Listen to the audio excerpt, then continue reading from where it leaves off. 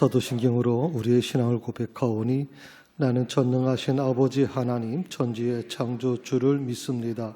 나는 그의 유일하신 아들 우리 주 예수 그리스도를 믿습니다. 그는 성령으로 잉태되어 동정녀 마리아에게서 나시고 본디오 빌라도에게 고난을 받아 십자가에 못 박혀 죽으시고 장사된 지 사흘 만에 죽은 자 가운데서 살아나셨으며 하늘에 오르시어 전능하신 아버지 하나님 우편에 앉아 계시다가 거기로부터 살아있는 자와 죽은 자를 심판하러 오십니다. 나는 성령을 믿으며 거룩한 공교회와 성도의 교제와 죄를 용서받는 것과 몸의 부활과 영생을 믿습니다. 아멘. 다 자리에 일어나셔서 찬양 같이 부릅니다.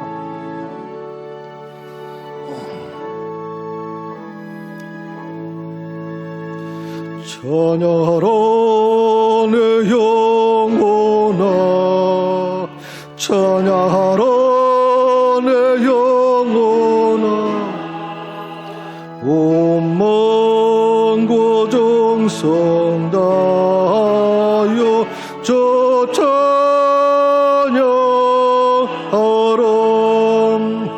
경배하라 내 영혼아, 경배하라 내 영혼아, 온마음과 정성 다하여 저 경배하라.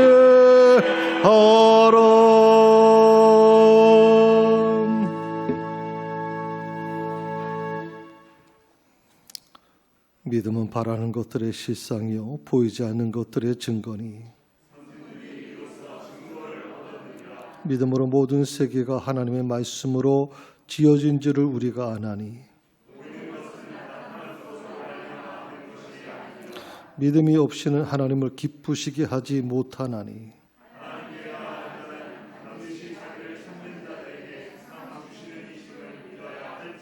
아멘. 우리는 1년도 반 넘게 정말 예배를 드리고 싶어도 교회에 와서 예배를 드리고 싶어도 예배를 드릴 수 없는 예약을 받아야만 교회 예배를 드려야 되는 그런 현실 속에 우리가 있었습니다. 이제 오늘 위드 코로나 시작되면서 예배가 정상화돼 가고 있습니다. 그 어려운 가운데 우리가 이길 수 있었던 것은 오직 믿음이 우리를 지켜왔다고 생각합니다. 우리 새사랑교회 모든 성도들 오늘도 우리에게 믿음을 주신 하나님께 감사하면서 아버지 주께서 우리에게 나에게 허락해 주신 이 모든 기회들을 말씀으로 살아오지 못한 이 모든 부족을 용서해 달라고 이 시간 참회의 기도를 같이 드리기 원합니다. 같이 기도하십시다. 주여, 오 주여 나의 하나님 감사합니다. 주여 우리의 기도를 들으시옵소서. 오늘도 하나님 우리 마음속에 주께서 인도하여 주시옵소서. 주여 세리처럼 감히 하늘을 바라보지 못하고 가슴을 두드리며 회개하오니 주여 용서하여 주시옵소서. 하나님 주여 도우시옵소서. 주여 나의 연약함을 도우시옵소서.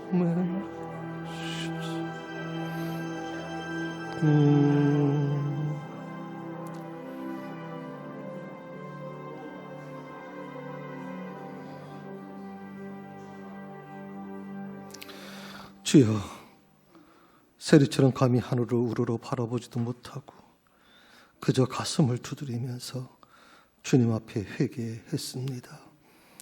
주여 저희를 용서해 주시고 아침에 이슬 같고 불의 꽃과 같은 이 연약한 저희들이 주님이 주시는 지혜와 힘을 얻어서 다시 독수리처럼 하늘을 향해 아버지 날아오르는 그런 믿음의 사람들이 되게 하여 주시옵소서. 오늘도 사제의 말씀을 주께서 주십니다. 내가 내 허물을 빽빽한 구름같이 내 죄를 안개같이 없이 하였으니 너는 내게로 돌아오라. 내가 너를 구속하였음이니라. 그러므로 주 예수 그리스도 안에 있는 자에게는 결코 정죄함이 없느니라. 아멘.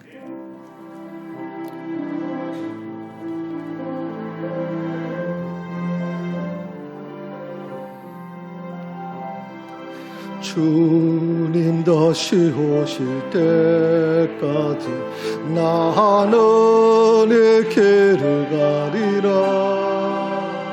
좁은 길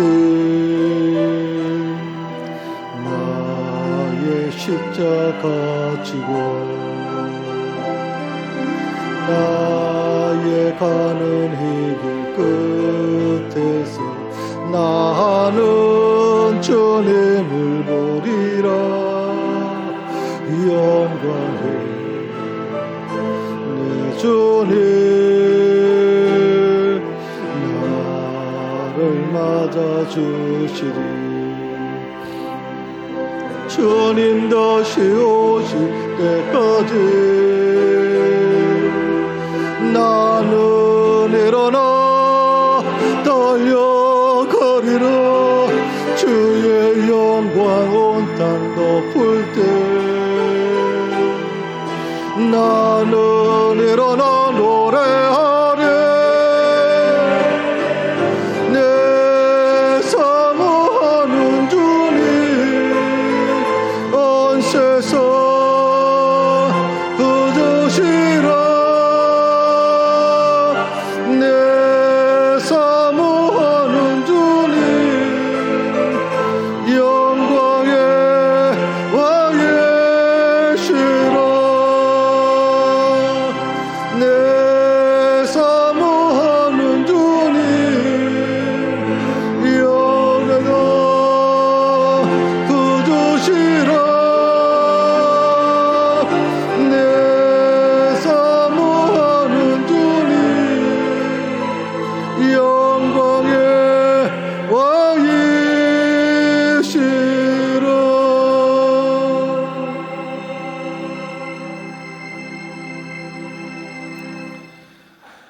우리 시간 우리 선교를 담당하고 계시는 우리 김정한 집사님 기도해 주시겠습니다.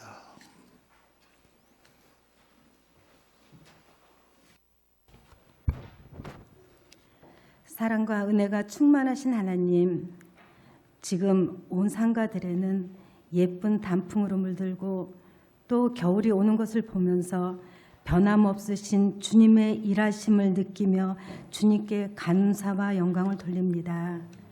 주님, 지난 한 달도 주님의 지켜주심 안에서 살게 하시고 오늘 11월 첫 주일을 저희에게 허락하여 주심을 감사드립니다.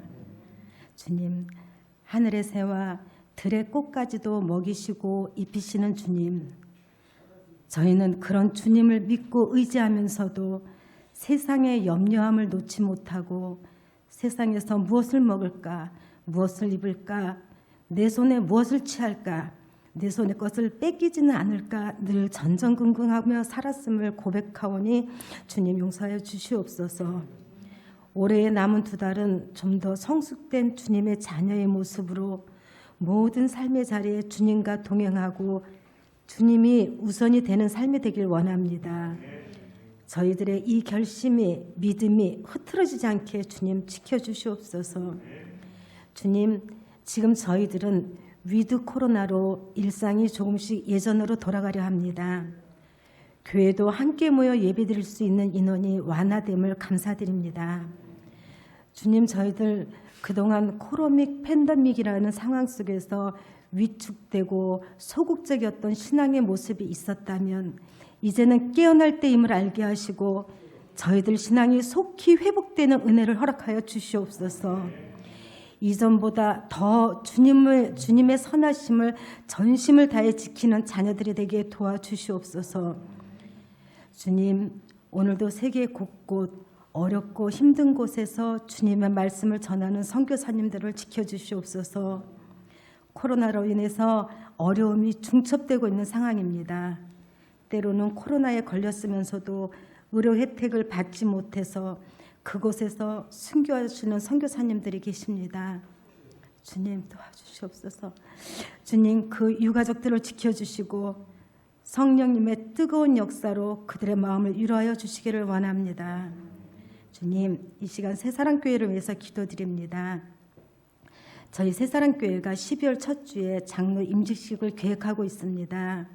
위하여 많은 기도가 끊어지지 않게 하시고 매 순간순간 주님이 관여하여 주셔서 이 모든 계획들이 주님의 은혜 중에 이루어질 수 있도록 강권적으로 도와주시기를 원합니다. 또한 유아 사무엘부터 작년부까지 모든 기간을 지켜주시기를 원합니다. 오늘도 주님의 말씀을 대언하신 우리 백 목사님을 기억하여 주시옵소서. 영육간의 강건을 주님께서 지켜주시고 말씀 증거하실 때 성령의 능력을 더하여 주시고 말씀을 듣는 중에 저희들이 정말 하나님의 길에서 벗어났는지 돌아보게 하시고 우리를 향하신 하나님의 뜻을 깨닫는 놀라운 시간이 되게 하여 주시옵소서. 아멘. 코로나로 인해서 근 2년이 다 되도록 교회의 교육자, 사역자 등 중직자분들이 봉사와 청소 등을 오롯이 담당하고 계십니다. 주님 기억하여 주시고 그 위에 주님의 은혜를 더하여 주셔서 기쁨과 감사가 늘 충만하게 하시고 모든 계획하는 일들에 어려움이 없게 주님이 지켜주시기를 원합니다. 아멘. 오늘도 가정에서 드리는 영상 예배와 교회에서 드리는 모든 예배를 신령과 진정을 다하여 예배드리게 하시고 주님 하늘 문을 여시고 이곳에 임재하셔서 저희들의 예배를 기뻐 받아 주시옵소서. 주님께서 이 예배를 통해서 오늘 저희들을 만나 주시기를 간절히 소원하며 우리들의 참 소망이신 예수 그리스도의 이름으로 기도드립니다. 아멘.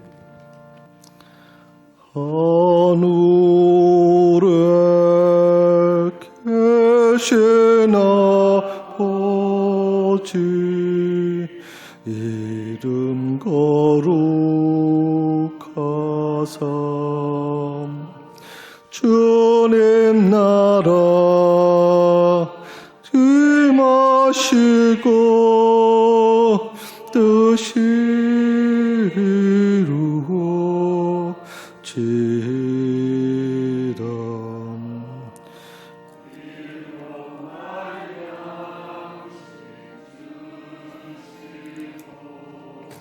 우리들의 큰 죄 다 용서하시고 또 시험에 들게 마시고 악에서 구원하소서.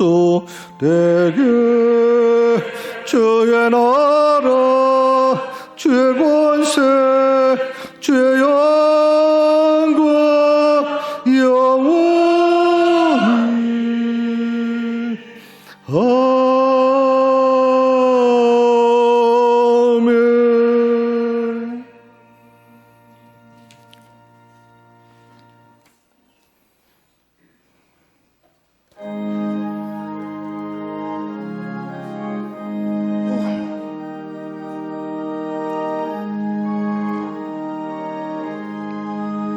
아멘.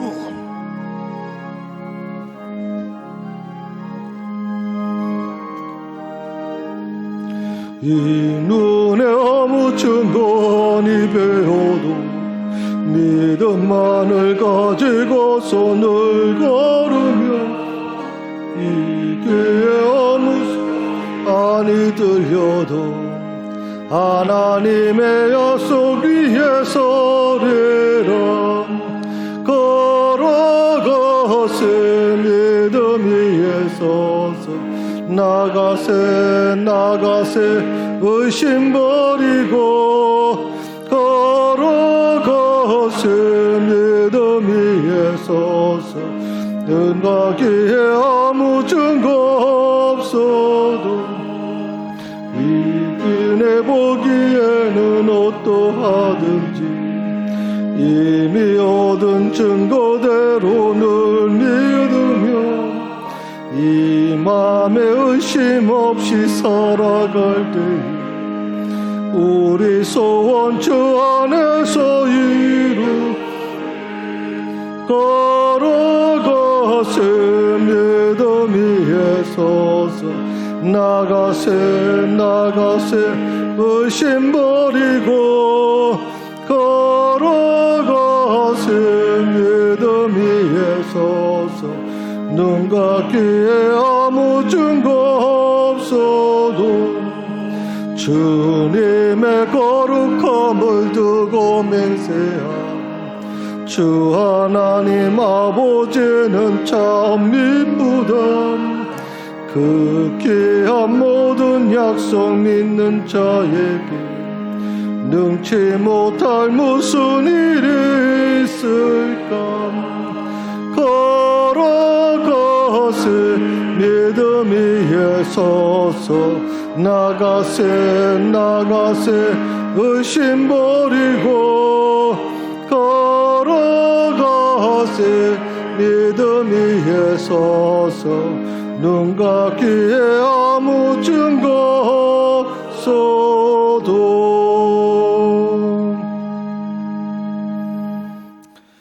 들으심 헌금 오늘 이 시간 주님 앞에 봉헌합니다.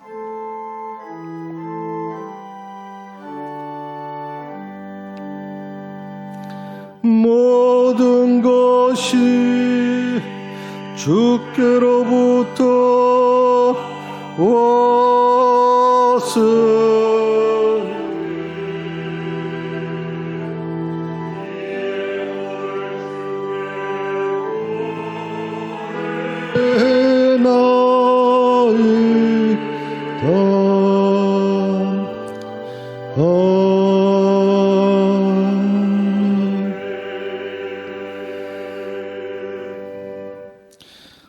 지난 2년간 코로나와 싸우면서 우리의 믿음이 얼마나 연약한 믿음이었는지, 그리고 그 믿음이 얼마나 질그릇처럼 쉽게 깨어질 수 있는지를 처절하게 깨달았습니다.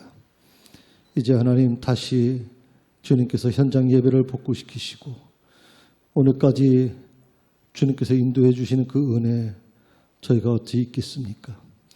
그동안 목자가 되주셔서 필요할 때마다 저희를 인도해 주시고, 그리고 하나님 저희의 삶의 자리가 결코 빈궁하지 않도록 하나님께서 붙들어 주셔서 감사를 드립니다. 오늘도 하나님께 그 믿음으로 드려지는 이 귀한 물질을 주께서 받으시고, 이 물질을 통해서 코로나로 인해서 많이 아픔을 겪고 있는 자들을 위로하는 곳에 쓰여지고, 특별히 하나님 많은 선교사님들이 지금도 하나님이여 정말 막다른 골목에 놓여져 있는 그 현실 속에서 그분들을 위로하는 곳에 쓰여질 수 있도록 이 물질을 축복하시고 인도하여 주시옵소서. 모든 성도들의 삶의 자리를 축복하여 주시고 저들의 가정에 어려움이 없도록 붙들어 주시옵소서. 예수님의 이름으로 기도드립니다. 아멘.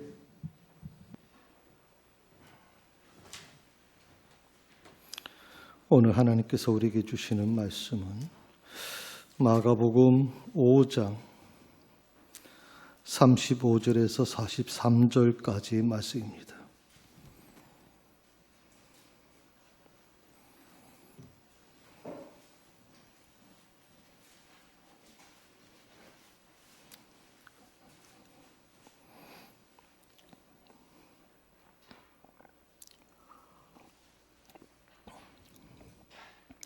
다 차셨으면 자리에 일어나셔서 하나님의 말씀을 들으시기 바랍니다. 아직 예수께서 말씀하실 때에 회당장의 집에서 사람들이 와서 회당장에게 이르되 당신의 딸이 죽었나이다. 어찌하여 선생을 더 괴롭게 하나이까? 예수께서 그 하는 말을 곁에서 들으시고 회당장에게 이르시되 두려워하지 말고 믿기만 하라 하시고 베드로와 야고보의 형제 요한 외에 아무도 따라옴을 허락하지 아니하시고 회당장의 집에 함께 가사 떠드는 것과 사람들이 울며 심히 통곡함을 보시고 들어가서 그들에게 이르시되 너희가 어찌하여 떠들며 우느냐? 이 아이가 죽은 것이 아니라 잔다 하시니 그들이 비웃더라. 예수께서 그들을 다 내보내신 후에 아이의 부모와 또 자기와 함께 한 자들을 데리시고 아이 있는 곳에 들어가사 그 아이의 손을 잡고 이르시되 달리다굼 하시니 번역하면 곧 내가 내게 말하노니 소녀야 일어나라 하심이라. 소녀가 곧 일어나서 걸으니 나이가 12살이라. 사람들이 곧 크게 놀라거늘 예수께서 이 일을 아무도 알지 못하게 하라 하고 그들을 많이 경계하시고 이에 소녀에게 먹을 것을 주라 하시니라. 이것이 하나님의 말씀입니다. 아멘.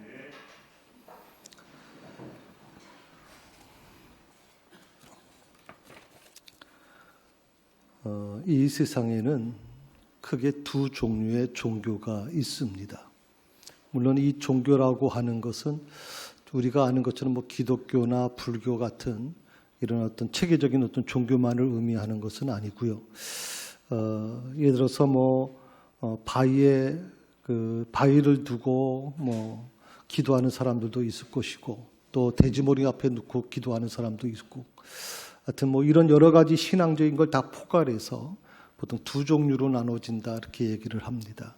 첫 번째가 뭐냐면 닫힌 종교다 하는 것입니다. 닫힌 종교. 그리고 두 번째가 뭐냐면 열린 종교입니다. 모든 세상의 종교는 이 두 가지 안에 들어 있습니다. 아니요, 종교를 떠나서 모든 신앙은 바로 이 두 개로 나눠집니다. 닫힌 신앙이냐, 열린 신앙이냐, 닫힌 종교냐, 열린 종교냐. 닫힌 종교에는 특징이 있습니다. 두 가지 특징이 있습니다. 첫째가 뭐냐면 절대적인 권위에 복종해야 된다고 하는 것을 가르칩니다. 절대적인 권위에 복종해야 된다.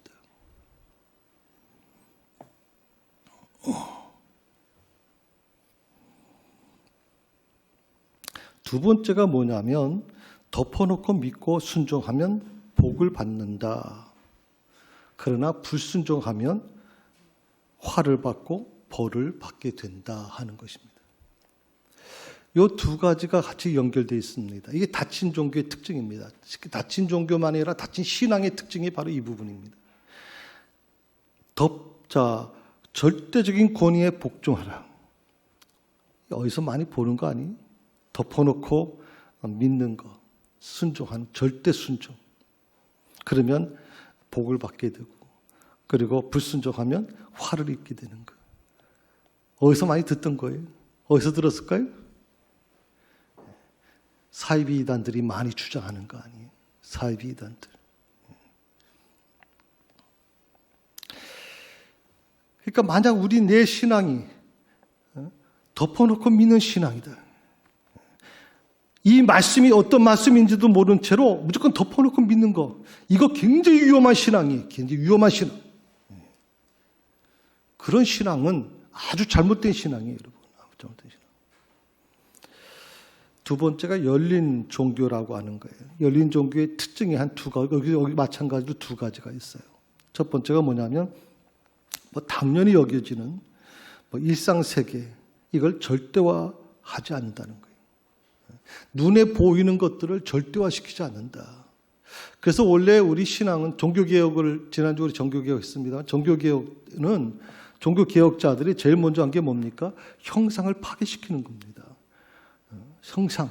교회 안에 어떤 형상도 있어서는 안 된다 하는 것을 주장한 것이 뭐냐면 바로 이 부분이 일상세계를 절대화시키지 않는 겁니다. 목사가 절대화되지 아니합니다. 교회가 절대화되지 아니합니다. 특별한 현상이 절대화되어서는 안 된다는 겁니다. 물론 하나님을 위해서 특별한 은사를 받으신 분들도 간혹 있겠지만, 그러나 그것이 절대화되면 안 된다 하는 것입니다. 두 번째로 열린 종교는 어떤 종교냐? 실제의 세계에 있는 그대로 보아야 한다고 가르치는 겁니다. 실제 세계, 이 세상, 눈에 보이는 현상을 그대로 보아야 된다 하는 것입니다. 우리는 신앙이라고 하는 것을 잠깐 이상하게 무슨 초자연적인 거라고 생각하면 초자연적인 어떤 현상으로 이해하려고 합니다.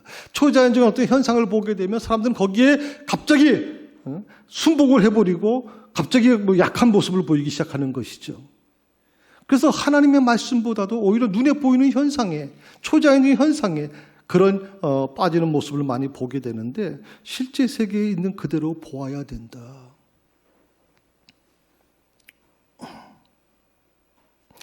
그래서 요한복음 3장 16절에 그렇게 얘기하죠. 하나님이 이 세상을 사랑하셨다. 이처럼 사랑하셨다라고 말씀하세요. 그리고 이 세상을 구원하시기 위해서 예수 그리스도가 이 땅에 오셨다고 말씀하시거든요. 있는 시계, 실제의 세계를 그대로 보는 것이 중요하다. 자, 그렇다면 우리가 질문을 한번 여러분께 던지고 싶습니다. 내가 믿고 있는 기독교는 과연 어떤 종교일까요? 닫힌 종교일까요? 아니면 열린 종교일까요? 내가 믿는 나의 신앙은 대체 어떤 신앙일까요? 닫힌 신앙일까요? 아니면 열린 신앙일까요? 이건 굉장히 중요하다고 저는 생각을 해요. 우리 신앙을 다시 설정시켜 나가는 가장 중요한 부분이죠. 저도 신학교 때 교육 공부할 때 7년간 신학교에서 공부하면서 어떻게 보면 굉장히 장로교인으로 장로교 목사가 될 사람으로서 철저히 그런 훈련을 받은 사람이, 그런데 이 현장에 나와서 보게 되면 무엇이 먼저 눈에 보이집니까? 사람들이 열광하는 것에 더 치중하기 시작하는 거예요. 그래서 굉장히 위험한 신앙을 갖게 될 때가 많아요. 우리 기독교가, 우리 새사랑교회가 닫힌 종교고 닫힌 교회냐 아니면 열린 교회가 될 것이냐, 내가 믿는 신앙이 열린 신앙이 될 것이냐 닫힌 신앙이 될 것이냐를 우린 신중하게 고민해 봐야 돼요, 지금. 그리고 우리 신앙이 열린 신앙이 돼야 된다. 기독교는 열린 종교가 되어야 된다. 닫힌 종교로 있는 한 어떠한 변화도 일어날 수 없다 하는 것이. 그래서 무엇이 열려 있어야 되냐면, 하나님이 이 세상을 만드시고 창조하셨던 이 자연과 열려 있어야 되고요. 또 다른 사람들과의 관계가 더 열려 있어야 돼요. 그게 닫혀 있으면 안 되는 거예요. 지금까지 우리 한국교회가 가장 어려움이 무엇이었습니까? 교회 안에서만 모이는 거예요. 교회 안에 얼마나 많이 모였습니까? 주일부터 해가지고, 하여튼 예배는 정말 수를 헤아릴 수 없을 정도로 많이 모임을 가졌어요. 그런데 어떻게 됐어요? 세상과 담을 쌓기 시작하는 거예요. 세상이 어떻게 돌아가든 관계하지 않아요. 그래서 요즘에 우리 장로교 통합 측에서도 가장 중요하게 여기는 게 뭐냐면 마을 목회다. 세상과 단절해서는 안 된다, 교회가. 그걸 지금 강조하고 있는 거예요. 우리가 이 코로나 2년 동안에 2년 과정을 겪으면서 터득한 게 무엇입니까? 깨달은 게 무엇입니까? 닫혀있다라고 하는 게 얼마나 힘든 것인가. 다 가정에서 영상으로 예배 드리면서 사실 성도들하고 서로 만남을 갖지 못했단 말이죠. 병원 신방도 하지 못했고 각 가정의 신방도 쉽게 할 수가 없었던 부분들이거든요. 자, 이러면서 우리는 점점 목사와 성도 사이에 닫혀있고 교회와 성도들 가정에 닫혀있는 과정에서 굉장히 혼란스러울 수밖에 없는 거예요. 그런 관계들이 다시 열려져야 돼요. 믿지 않는 자들과도 관계가 열려져야 돼요. 세상과의 관계가 열려져야 돼요, 교회가. 특별히 하나님과의 관계가 열려 있어야 돼요. 그래야 하늘문이 열리게 되는 거거든요. 하나님과의 관계가 닫혀 있으면 하늘문이 열릴 수가 없어요, 여러분. 하나님과의 관계가 닫혀 있으면 영안이 열릴 수가 없어요. 하나님과의 관계가 열려 있어야만 영안이 열릴 수 있어요. 영안이 열린다는 것이 굉장히 중요한 부분이거든요. 이따가 다시 말씀을 드리지만 영안이 열리지 않게 되면 보고 싶어도 볼 수가 없는 거예요. 영안이 열려야 은혜를 잊게 된단 말이에요. 그러기 위해서는 반드시 우리가 먼저 해야 될 일이 있는데, 하나님을 제대로 만나야 되겠다는 거예요. 하나님을 제대로 만나야 된다. 그래서 하나님을 만나게 되면 무엇이 일어납니까? 기적이 일어나요. 하나님 만나게 되면. 어떻게 보면 삶 속에서 기적이라는 게 우연찮게 일어나는 거라고 사람들은 생각할지 모르지만, 하나님을 만난 사람들은요, 기적은 일상화될 수밖에 없어요. 한번 주변을 둘러보세요. 인생 망치고 힘들게 사는 사람들 한번 공통점을 찾아보니까요, 참 이런 부분이 좀 있어요. 공통적인 부분이에요. 그게 뭐냐면, 이런 분들, 그러니까 인생 망치고 힘들게 사는 사람들, 그런 분들의 공통점이 뭐냐면 생각이 잘못됐다는 거죠. 그래서 항상 입만 열었다 하면 만약에라고 하는 말을 주로 써. 입에 달고 살아요. 만약에. 한번 보실까요? 만약에 교통사고가라도 나면 어떻게 되나? 운전하면서도 맨날 벌벌 떨어요. 걱정거리가 많아요. 다른 차가 와서 들이받으면 어떻게 되나. 만약에 일어나지도 않는 문제 가지고 우리는 걱정하거든. 또 만약에 두 번째 뭐예요? 이 일이 안 되면 어떻게 되나. 여러 가지 뭐 계획을 세웠는데 그 계획이 안 되면 어떻게 할 것인가. 아직도 일어나지도 않는 사건 가지고 우리는 걱정하고 염려해요. 밤에 잠을 못 잔단 말이죠. 그리고 세 번째로 만약에 병들어서 아프게 되면 어떻게 되는 건가. 사람은요, 나이가 들면 점점점 몸이 노쇠해져요. 기계도 오래되면 자꾸만 문제가 되잖아요. 부속품에 문제가 일어나잖아요, 여러분. 그 병들었을 때 병든 문제가 있다면 만약 우리가 육신이 약해서 병들게 되면 그때 가서 그 문제를 논해도 늦지 않아요. 그런데 내 몸이 아직 건강한데도 불구하고 병들어서 아프게 되면 어떻게 되는가 걱정부터 하고 만약에라는 것을 계속 입에 달고 살게 되면 이건 불행한 사람이라고 난 생각해요. 불행한 사람. 잘못될 것만 생각하는 사람들. 뭔가 꼭 잘못될 것 같아요. 부정적인 것들이 이렇게 생각을 하게 되면 어떤 문제가 일어나면 우울증에 빠져요. 그리고 불면증에 걸리게 되는 거예요. 전 믿음의 최대한 적이 뭐냐? 바로 이 부분이에요. 입술에 부정적인 시각을 갖고 있는 거예요. 입만 열었다 하면 부정적이. 안 될 것 같아요. 만약에 그러면 어떻게 해야 되지? 한 발짝도 내딛지 못하는 거예요. 하나님을 믿는 성도들이 이 세상을 잘 살아가는 방법이 있어요. 그게 뭐냐면 어떻게라는 단어를 사용하는 거예요. 어떻게. 만약에라고 하는 것이 부정적인 것이고 그것이 육신의 언어라면 어떻게라고 하는 이 언어는 굉장히 중요한 언어예요. 그래서 나는 여러분들이 어떻게라고 하는 이 언어로 바뀌어줬으면 좋겠어요. 여러분의 마음속에 항상 어떻게 해야 은혜 받을 수 있을까? 어떻게 해야 주님께 좀 더 가까이 갈 수 있을까? 어떻게 해야 하나님을 기쁘시게 해드릴 수 있을까? 항상 시간일 때마다 어떻게 하면 좋을까요? 주님, 제가 어떻게 해야 주님이 기뻐하실까요? 어떻게 해야 주님께 좀 더 가까이 갈 수 있을까요? 이걸 마음의 묵상을 가지고 살아가는 사람들, 그 마음을, 그 입술에 담겨진 이 단어는 굉장히 저는 귀한 단어라고 생각을 하거든요. 사람을 바꾸는 거예요. 이런 사람 앞에 우울증이 올 수가 없다고, 불면증이 올 수가 없다고 말이에요, 불면증이.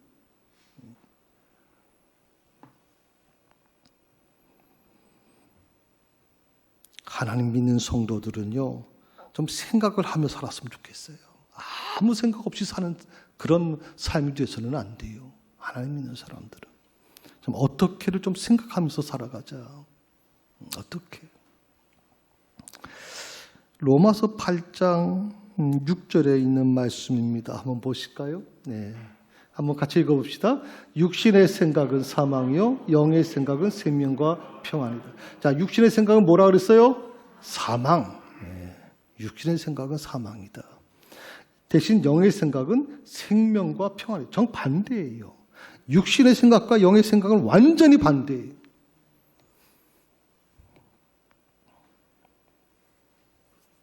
그래서 육신이 원하는 삶을 살면 안 돼요. 저는 구원받은 사람들은 절대로 육신에 원하는 삶을 살면 안 된다고 생각해요. 근데 하나님을 믿는 사람들이 왜 육신에 미워가지고 살아가느냐 이 말이에요. 육신의 문제를 가지고.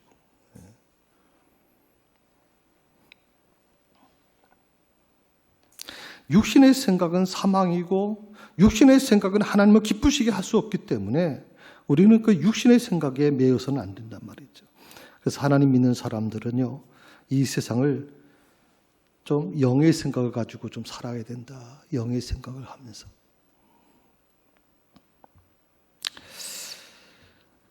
문제는 이 영의 생각을 따라 사는 것이 쉽지 않다는 겁니다. 육신의 생각을 따라 사는 것은 쉽습니다. 그런 남들처럼 그래 열심히 일해서 돈 많이 벌어서 풍족하게 살아야지. 노후 대책해야지. 뭐 이런 어떤 육신적인 것에 대해서 육신적인 관심을 많이 갖고 살아가다 보면 그것은 그렇게 어렵지 않습니다. 왜? 우리는 어릴 때부터요, 이 육신의 오감을 따라 사는 것에 익숙해져 있어요. 어릴 때부터 그렇게 누가 가르쳐 주지 않아도 그렇게 살아요. 누가 그런 얘기를 하더라고요. 아이가 태어나면 제일 먼저 하는 게 뭐예요? 손을 움켜쥐는 거예요. 손을 움켜쥐어요. 누가 가르쳐 주지 않았는데도 손을 꽉 쥐고 태어난다고 애들이. 손을 풀기도 쉽지 않아요. 얼마나 아주 아이가 강하게 손을 잡고 있는지. 누가 가르쳐 주지 않아도 육신의 생각은 우리를 지배해요. 근데 문제는 영의 생각을 따라 살기가 쉽지 않다는 거지. 영의 생각은 가만히 있으면 되는 게 아니란 말이죠. 그거는 우리가 수없이 영의 생각을 따라 살고자 하는 몸부림이 없이는 불가능하단 말이지.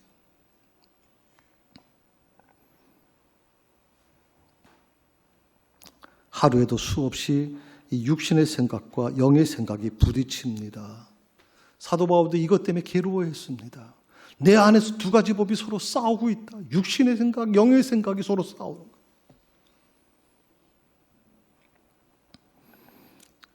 이럴 때 우리가 어떻게 해야 될까? 선택을 잘해야 돼요.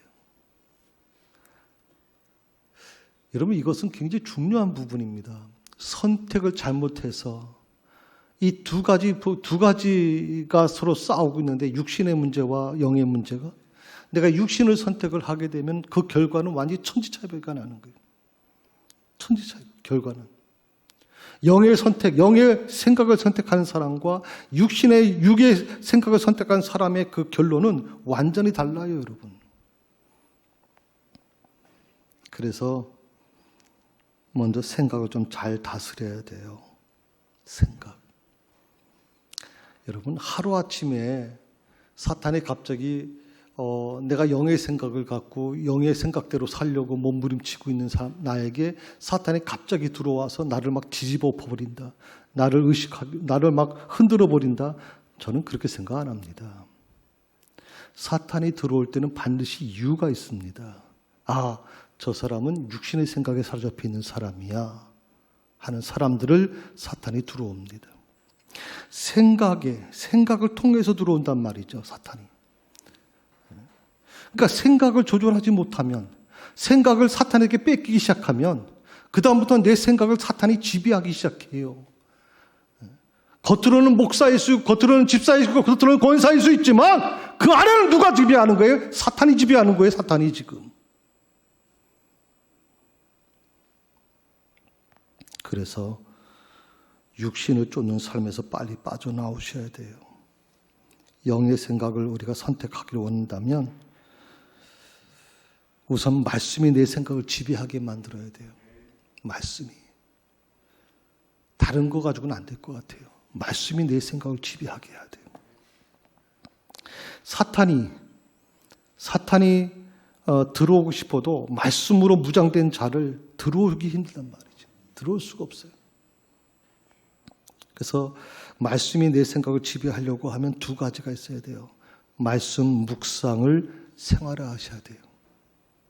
말씀 묵상을. 두 번째는 개인 기도를 생활화하세요. 개인 기도. 이 코로나 기간 동안에 우리가 같이 모이기가 힘들었어요. 또 이 신앙 훈련도 쉽지 않았어요.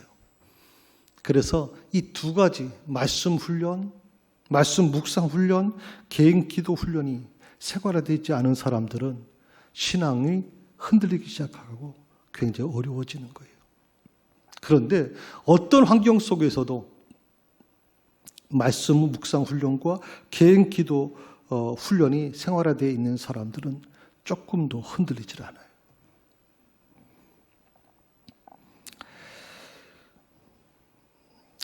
이렇게 훈련되어져 있는 사람들은요, 지금 당장은 아닐지 몰라도 결국에는 어떻게 되냐면 영의 생각을 따라 살고 있는 자신을 보게 돼요.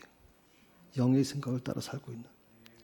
내가 얼마 전까지는 온통 머릿속에, 생각 속에 육신의 생각밖에 없었는데 그런데 이렇게 영적인 말씀 훈련을 통해서 계속 내 자신이 기도 훈련을 통해서 그런 삶을 살다 보니까 어느 순간인가 내가 나도 모르는 사이에 내 삶이 영적인 생각을 따라 살고 있구나 하는 걸 깨닫게 되는 거예요.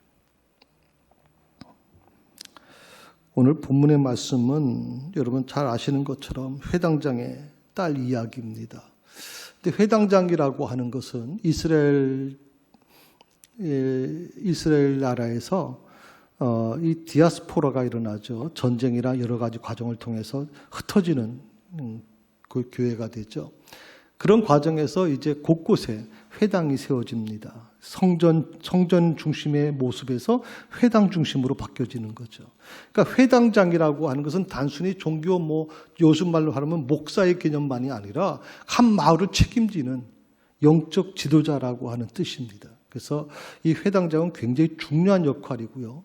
그리고 또 우리가 보통 랍비라고 보통 얘기하는데 굉장히 중요한 역할을 하는 사람입니다.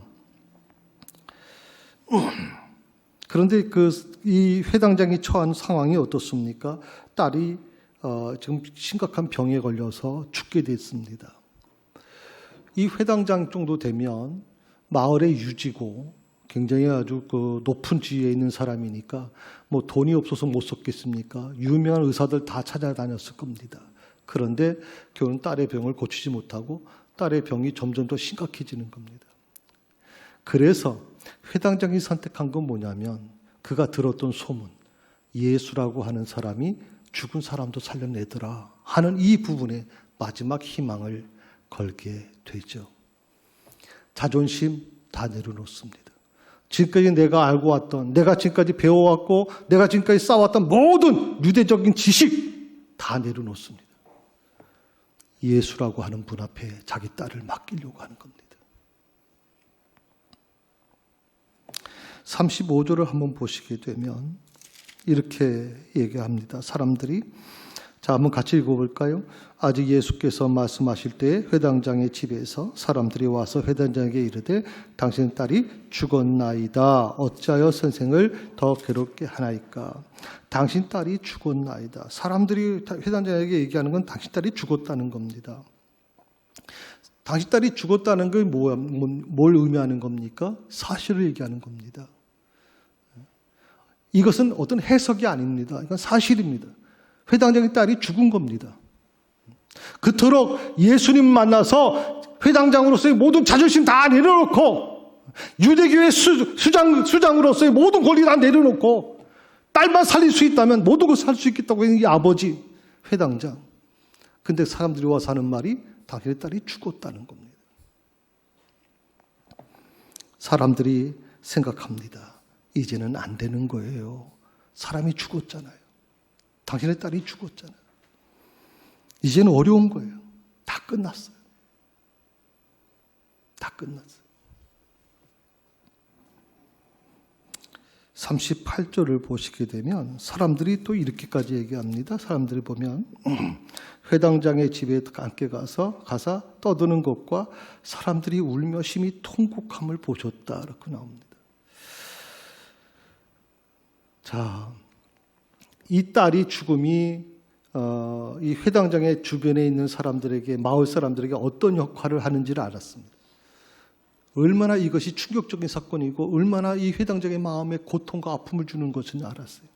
그래서 오늘 보니까 울며 심히 통곡했다라고 나와요. 그런데 예수님은 뭐라고 하세요? 39절에 보니까 자, 같이 읽습니다. 들어가서 그들에게 이르시되 너희가 어찌하여 떠들며 우느냐? 이 아이가 죽은 것이 아니라 잔다. 자, 사람들은요, 당신의 딸이 죽었어요. 이젠 끝났어요. 그래서 심히 통곡하며 정말 울부짖고 있어요. 근데 예수님은 그 사람들에 비해서 뭐라고 얘기하냐면, 아니야, 이 아이는 죽은 게 아니야, 자는 거야, 라고 말씀합니다. 달라도 너무 달라요. 두 의견이 다 완전히 달라요. 자, 예수님이 본 것과 이 사람들이 본 것이 다른 것입니까? 만약 회당장이 본 것이 사람들이 말하는 것과 다른 것입니까? 갔습니다. 회당장의 딸이 죽었습니다. 그건 팩트입니다. 변하지 않는 겁니다. 아이가 죽었습니다. 아무리 사랑해도 죽었습니다. 그런데 예수님은 잔다라고 말씀하고 계시는 거예요. 제가 목회를 하면서 성도들 중에 이런 얘기하는 분들이 있어요. 사실, 팩트에 대해서 얘기하는 분들이 있어요. 사실이 중요하지 않습니까? 사실. 그 사실 가지고 자꾸만 얘기하는 분들이 있어요. 오늘 이 사람들이요, 말하는 것이 틀린 것이 아니에요. 그들은 사실적인 것, 눈에 본 것대로 얘기한 거예요. 이 세상에, 아무리 세상이 달라졌어도 사람이 죽은 것은 바뀌지 않는다는 거죠. 저는 오늘 예수님께서 과연 이 사실을 몰랐을까 얘기하는 거예요. 예수님이 그걸 모르시고 잔다라고 말씀하시는 것인가? 아니죠. 예수님도 똑같은 사건을 받고 그 딸을 바라보는 시점은 똑같아요. 예수님도. 다만 그 바라보는 시선이 다른 거예요. 하나는 죽었다, 이제 끝났다고 생각하는 거고, 예수님은 아니다. 새로 시작할 수 있다라고 하는 가능성을 열어놓고 계시는 거예요. 근데 참 이 말을 들은, 예수님이 잔다라고 하는 말을 들은 이 사람들의 반응이 재미있어요. 40절에 보니까 이렇게 나와요. 그들이 비웃더라. 그래서 그들이 비웃더라. 그럴 수밖에 없죠. 사실만 보고 살아왔던 사람들에게 있어서 예수님이 잔다라고 하는, 죽은 것이 아니라 잔다라고 하는 말이 받아들이기 힘들 수밖에 없잖아요. 그런 과학적인 지식을 갖고 있던 사람들에게 예수님 말씀이 도저히 들어갈 틈이 없는 거죠. 저는 이 비웃던 사람들이 과연 누굴까? 비웃던 사람들. 예수님의 말씀을 비웃던 사람들. 죽은 사람이 어떻게 살 수 있어요? 죽은 사람은 죽은 것이지, 그건 끝난 것이라고, 그런 사실에 입장한 그 신앙만 가지고 살아가는 사람들, 그게 누구까지인 거예요? 누구냐? 그게 바로 나일 수 있다. 이건 나일 수 있다.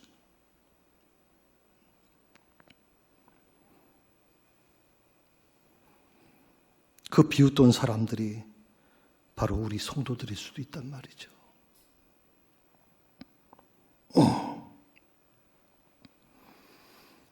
회당장은 결정해야 돼요. 사람들의 말을 따를 것인가? 당신의 딸은 죽었습니다. 이제는 더 이상 희망이 없습니다. 끝났습니다. 라고 하는 말을 따르고, 그리고 회당장도 거기에 주저앉아가지고 통곡하며 울 것인가? 아니면 예수님 하신 말씀처럼 내 딸은 죽은 것이 아니라 잔다라고 하는 이 말씀을 따를 것인가?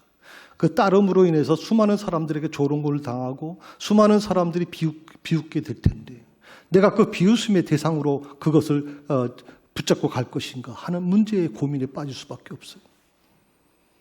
저는 우리 삶도 마찬가지로 생각해요. 우리도 믿음을 가지고 하나님을 믿는 사람들로서 이 두 가지 중에 하나를 선택할 수밖에 없어요. 세상이 원하는 방식과 하나님이 원하는 방식 속에서. 세상이 원하는 방식대로 가게 되면 비록 절망하고 좌절할 수 있지만 세상 사람들로부터 비웃음을 당하지는 않을 거예요. 왜? 누구나 다 그렇게 살아가니까. 그런데 그 세상이 원하는, 세상 사람들이 생각했던, 세상 사람들이 원하고 있는 방식이 아닌 주님의 방식을 따라가려고 할 때 세상 사람들로부터 비웃음을 당할 수밖에 없고, 아니 우리 눈으로 다 봤는데, 당신 딸이 다 죽었는데, 근데 무슨 왜 그렇게 허우맹랑하게 얘기하는, 허구적인 얘기를 하고 있는 저 예수라는 사람을 따라가려고 하는 이유가 뭐냐? 조롱하고 멸시할 거예요. 계산하겠죠. 내가 회당장인데 그 이후에 나는 어떻게 되는 건가? 사람들이 나를 회당장으로 계속 이어줄까? 인정할까? 많은 사람들이 포기할 수밖에 없는 거죠. 세상의 눈치를 볼 수밖에 없고 사람들의 눈치를 볼 수밖에 없는.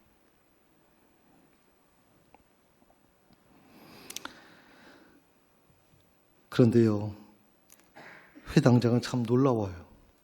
그 모든 비웃음을 다 감당하면서 예수님을 선택해요. 나는 여러분에게 묻고 싶어요.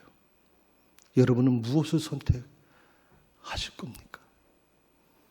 무엇을 선택하실 겁니까? 신앙을 선택하기 위해서 세상으로부터 조롱당하고 비웃음당할 그 수모당할 각오를 하고 계시나요?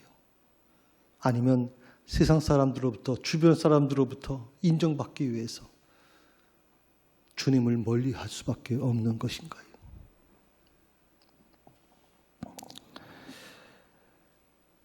저는 그래도 오늘부터 우리 교회가 사회적 거리두기 이제 4단계에서 1단계로 내려오면서 이제 평범한 예배로 돌아왔어요.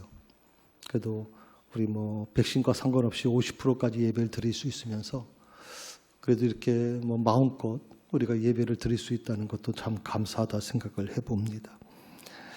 그런데 지금 우리 한국 교회가 처한 상황이 만만치 않습니다. 제가 얼마 전에 들었는데 감리교 신학대학, 감리교가 이제 3개의 신학교를 갖고 있습니다. 제가 알기로는 감신대, 또 웨슬레 신학교, 또 무슨 또 하나가 있는데 제가 기억이 피어선 신학교인가 어디 있어요. 그런데 이 3개의 신학교가 한 개로 올해 안으로 내년 안으로 통합이 될 거다 하는 얘기입니다. 우리 통합 측, 우리 대한예수장로회 통합 측, 우리 교단의 그 교단 같은 경우에는 전국에 7개 신학교가 있습니다. 근데 그 7개 신학교가 이제 축소 단계를 들어갔습니다. 통합하는 단계를 들어갔습니다. 몇 개로 통합될지는 모르겠습니다. 어떤 분은 뭐 2개로 3개로 통합될 거다 이렇게 얘기도 하고 있고, 그렇게 될 경우 그 많은 교수들은 다 어디로 가는 것인가 되죠. 많은 직원들은 다 어디로 갈 것인가? 그 많은 사람들이 실업자가 되고 지금 굉장히 심각한 위기가 올 거다. 어떻게 하면 좋을 것인가? 아주 지금 뭐 난리들입니다. 지금. 제가 얼마 전에 우리 큰 아들하고 이제 잠깐 만났는데 이제 3년 후에 독일 유학을 박사과정을 떠날 것입니다. 라고 본인이 얘기합니다. 제가 그런 얘기를 했었습니다. 신학교가 통합이 되고 많은 교수들이 일자리를 잃을 것이다. 내 마음에 그 독일로 유학 가려고 하는 것을 그 생각은 변함이 없는 거냐 그랬더니 저는 변함이 없습니다. 신학교가 몇 개가 되든 관계없이 저는 갈 것이고 제 사명 감당할 것입니다 하는 얘기를 들었어요. 코로나 기간 동안에 지난주에 제가 말씀을 드렸지만 10,000개의 교회가 사라졌어요. 10,000개의 교회가. 200개가 넘는 교회가 경매로 지금 나와 있어요. 지금 한국 교회는 지금 우리가 볼 수 없는 그곳에 치명적인 어려움을 지금 우리가 겪고 있어요. 코로나 팬데믹 이후에 한국 교회는 어떻게 될 것이냐? 많은 교회 전문가들이 이렇게 얘기합니다. 이젠 어렵다. 이젠 안 된다. 이젠 할 수 없다. 과거의 모든 영광은 다 사라지고 이제는 굉장히 어려워질 거다 하는 얘기를 지금 꺼내고 있어요. 새사랑교회 미래는 어떻게 될까요? 새사랑교회도 역시 마찬가지로 굉장히 어려움이 있을 수 있습니다. 젊은 신분들이 교회에 유입이 되질 않습니다. 그러면서 교육부가 점점 약해질 수 있습니다. 저희 교회는 그래도 유소년, 청소년이 아주 전사님들이 최선을 다해줘서 그래도 그만큼 우리가 교육부가 안정되어 있습니다만은 오늘 특별히 유아 사무엘이 첫 예배를 좀 다시 드리기로 하고 있습니다. 점점 좀 어려워집니다. 이제 유아 사무엘이 과연 어디까지 견뎌낼 수 있을지 그런 생각을 할 수밖에 없어요. 앞으로 우리 사회 현실은 또 어떨까요? 저는 곳곳에서 아우성 소리가 들리잖아요. 이젠 더 이상 희망이 없어요. 한국 경제 수출도 열심히 잘했지만 점점점 어려워질 겁니다. 계속 그런 부정적인 얘기들이 나오고 있어요. 어떻게 되면 우리 사회 곳곳에서 이 회당잡의 집 사람들처럼 울며 심히 통곡하는 일들이 일어날 거예요. 당신의 딸이 죽었습니다라고 얘기하면서 이젠 끝났어요. 안 돼요. 할 수 없어요라고 하는 부정적인 말로 계속적으로 자기를 각인시킬 거예요, 여러분.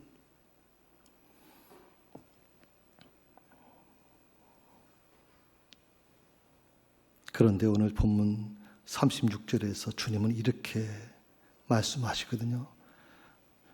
굉장히 회당장이 지금 당황해하고 있어요. 어떤 걸 선택해야 될지, 사람들의 말을 믿어야 될지, 예수님의 말씀을 믿어야 될지 혼란이 일어나고 있거든 지금. 거기에 따라서 내 미래까지 다 바뀌어질 수 있기 때문에 저는 이 회당장이 예수님을 선택함으로 인해서 과연 회당장직을 유지할 수 있었을까? 저는 불가능했을 거라고 생각이 듭니다. 유대인들이 가만히 있지 않았겠죠.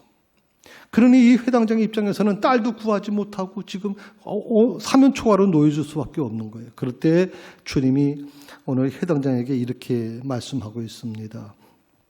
예수께서 그 하는 말을 곁에서 들으시고 회당장에게 이르시되 두려워하지 말고 믿기만 하라. 두려워하지 말고 믿기만 하라.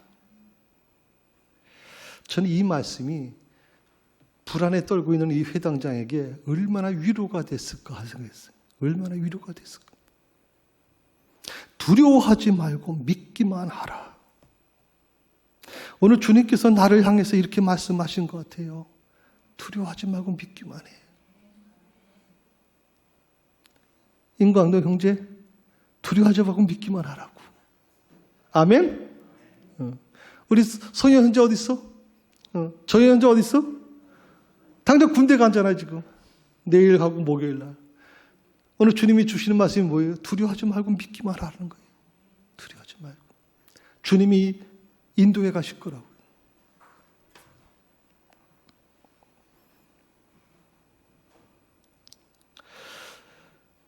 주님은요, 이 비웃던 사람들을 밖으로 내보내십니다. 저는 그래서 이 말씀을 묵상을 했어요. 왜 그럴까? 예수님께서 왜 이 비웃던 사람들을 밖으로 내보내시는가?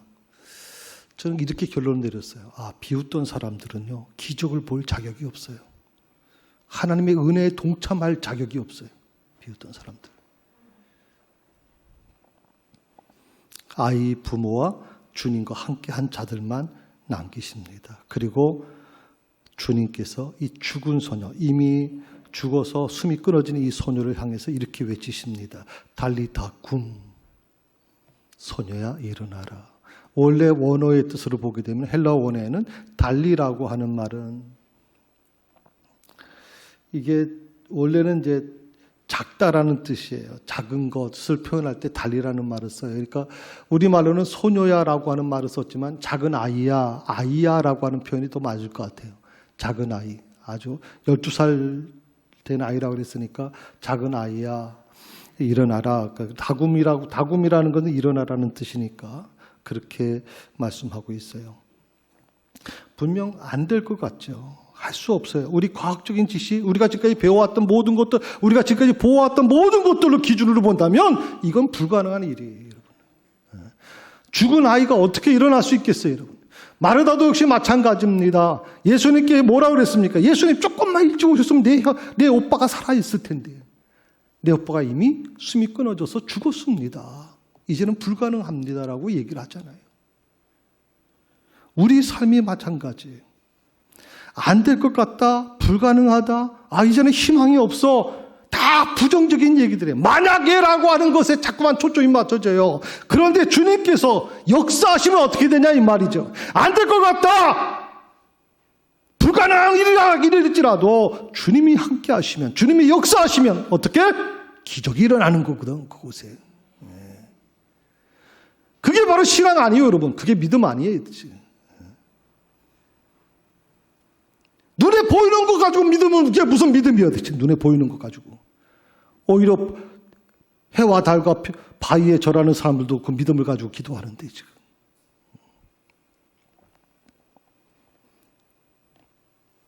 저는 2022년 여러분의 가정과 여러분의 일터 위에 달리다 굼의 기적이 일어나기를 주의 이름으로 축원합니다. 달리다 굼의 기적. 지금은 다 힘들어요. 다 무너졌어요, 지금. 그런데 제가 이 식당을 좀 다니다 보면요. 여러분 뭐 다 아시는 것처럼 시내에 있는 식당들은 거의 다 문을 닫았어요. 아주 60년 아주 유명한 맛집으로 소문난 집도 다 문 닫았어요. 그런데 제가 누굴 대접하기 위해서 저 시외로, 경기도 시외로 나가서 이렇게 식사를 예약을 하려고 보면요. 평균 한 10분은 대기표 받아서 기다려야 돼요. 줄을 서서. 제가 가만히 좀 지켜보니까 한 테이블에 보통 4번, 3번에서 4번 이상 회전율이 오가요. 내가 웃으면서 그런 얘기를 했어요. 돈 버는 데는 따로 있구나. 돈 버는 데는. 안 된다고 정부들이 얘기하는데 다른 사람들은 대기표를 가지고 줄을 서서 기다리고 있단 말이죠. 저는 다리다굼의 기적이 일어나야 돼요. 여러분의 가정과 일터 위에 저는 기적이 일어나야 되는데 그것은 내 상식적인 것을 가지고는 안 된다 이 말이죠. 지금은 상식적인 것 가지고는. 저는 그래서 우리 새사랑교회도 이 다리다굼의 기적이 일어날 거라고 믿어요. 그래야 돼요.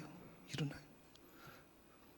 다 안 된다고 그러지만, 다 불가능한 일이라고 그러지만, 저는 주님께서 역사하시면 또 다른 기적의 역사가 일어날 수 있다고 믿습니다.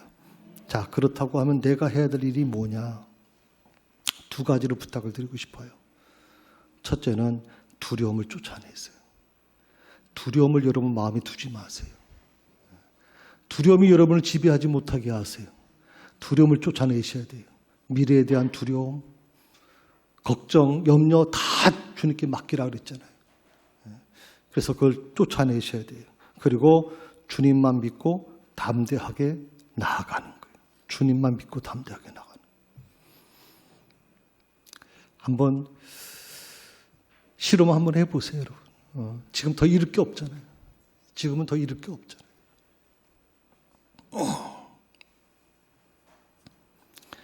지금 우리들은 상실의 시대를 살아가고 있습니다. 많은 사람들이 꿈을 잃어버리고 희망도 잃어버리고 사명도 잃어버린 채 살아가고 있습니다. 이런 모습은 하나님을 믿는 우리들에게도 있을 겁니다. 하나님 믿는 사람들에게도 얼마든지 이런 일이 존재하겠죠. 그래서 우리는 너무 오랫동안 코로나와 싸우면서 거의 꿈을 잃어버린 것 같아요. 그저 현실 유지하는 것만 해도 다행이야. 교회도 마찬가지입니다. 이만큼만 해도 다행이야 라고 생각을 해요.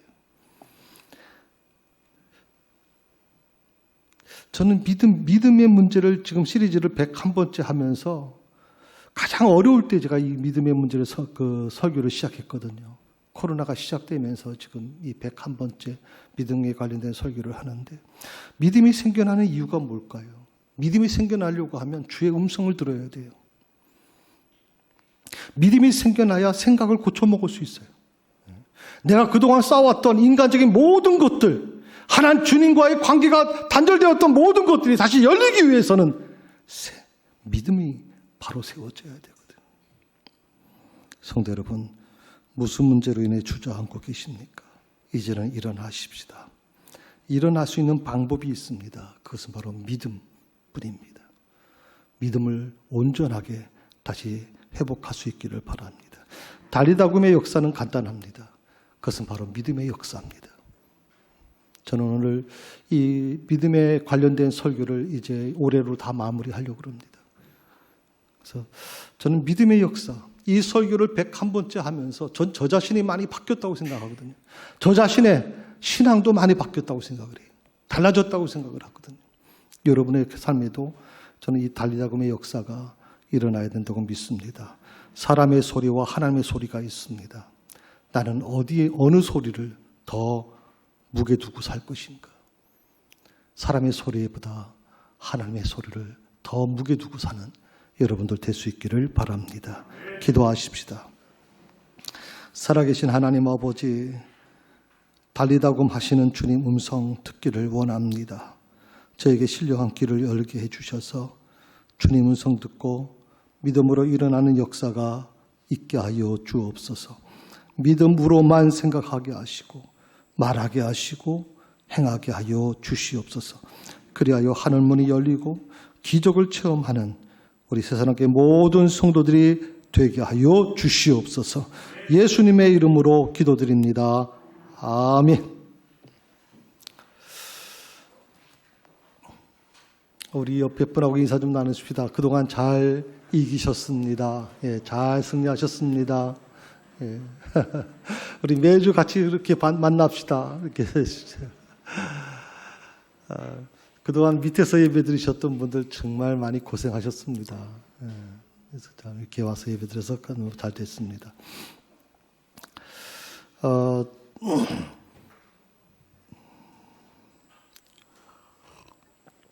그동안은 음료 제공이나 이런 것들을 절대 못하게 했습니다. 그런데 그 음료 제공이 이제 가능해졌고요. 또 오늘부터는 우리 뭐 식당을 완전히 개방하지는 않겠습니다. 아직은. 그래서 샌드위치식으로 여러분들 밑에다 지금 만들어서 놔뒀습니다. 음료하고 그 샌드위치를 드시면서 성도의 교제를 좀 하고 돌아가셨으면 좋겠습니다. 예배만 끝났다 그러면 무조건 다 교회 머물지 않고 다 가버렸는데 이제 그러실 필요 없습니다. 오셔서 조금 드셔도 될 것 같고요. 다만 음료를 드실 때는 비닐장갑이 밑에 비치되어 있습니다. 오른손에는 꼭 비닐장갑을 끼시고 공용으로 사용하는 것은 그렇게 해주시면 도움이 되고요. 그리고 다음 주부터는 찬양대 찬양 연습이 시작됩니다. 성가대도 이제 설 수 있게 됐습니다. 그래서 저희 12월 첫 주일 날 임지식에도 이제 성가대가 쓰는 걸로 원칙을 세워서 합니다.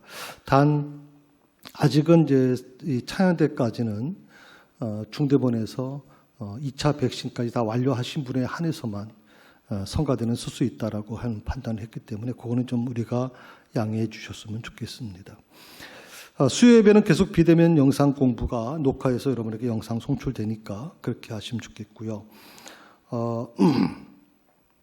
그리고 지금 각 TAC 예배도 다시 이제 시작될 수가 있습니다. 그리고 그걸 위해서 동역장 훈련이 곧 소집될 것입니다. 그래서 TAC 예배도 곧 시작된다는 말씀을 알려드리겠고요. 또 신방도 정상적으로 이제 진행되니까 신방 그동안 못 받으신 분들이 있으면 미리 신청해 주시면 좋겠습니다. 우리 조성현 청년, 그 다음에 안정현 청년, 좀 앞으로 좀 나오실까요? 우리 남자라면 누구나 가야 되는 군대를 이제 우리 조서영 청년은 머리까지 깎고 오셨네. 예, 내일 입대를 하게 되고요. 우리 안정현 현재는 목요일 날 입대하시죠? 예, 목요일 날에서 같은 논산훈련소에서 만납니다. 아마 훈련소에서 며칠 앞서니까 조성영 형제가 아마 고참이 되겠죠. 그래서 훈련소에서 같이 만나게 될 것 같은데 너무 감사하게 생각하고요. 우리 찬양 영상으로 두 사람 가는 길, 너의 가는 길에 파송의 노래를 좀 편집을 했습니다. 좀 들으시면서 두 분을 위해서 좀 축복해 주시면 좋겠습니다.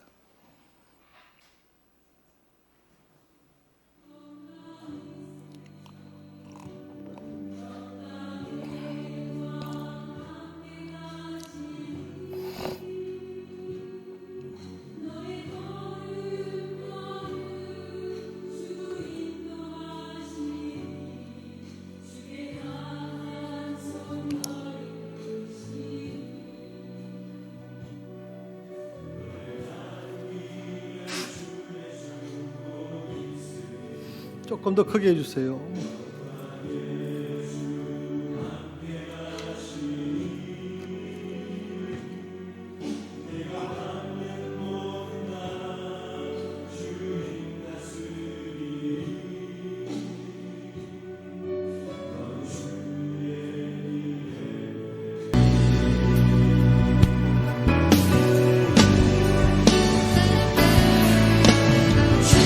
주님 나라 위하여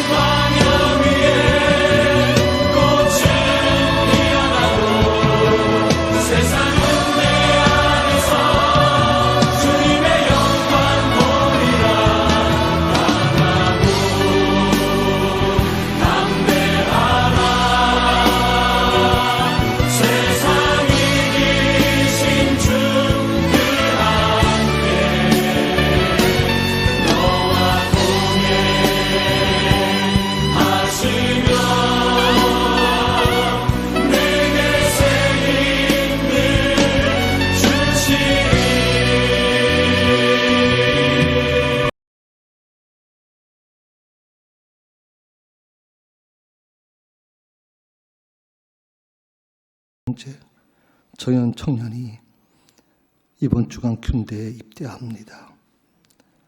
전혀 경험하지 못한 새로운 세상을 경험하게 됩니다.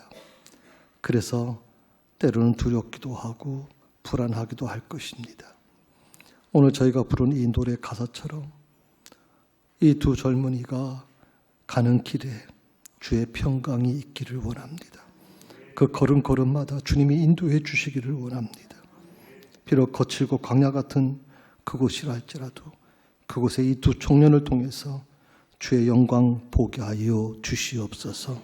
주님이 인도해 주심을 감사하며 예수님의 이름으로 기도드립니다. 아멘. 우리 교회에서 또 청년에게 가는 길에 식사 함께 하라고 우리 경제금을 주고요. 예. 또 우리 조성희 형제는 이 방송을 영상을 담당해서 토요일 주일 나오셔서 정말 고생 많았습니다. 그래서 좀 하나 더 드리니까 이해해 주시면 좋겠습니다.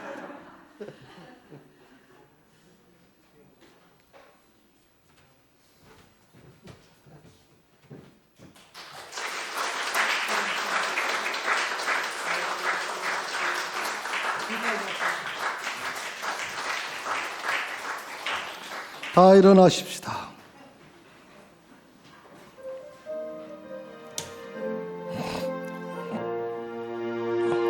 마라나타 마라나타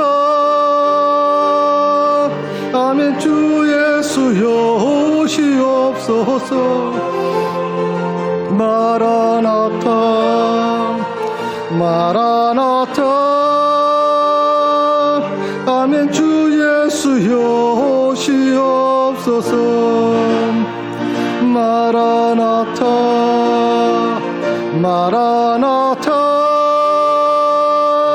아멘. 주 예수여 오시옵소서. 마라나타 마라나타 아멘. 주 예수여 오시옵소서.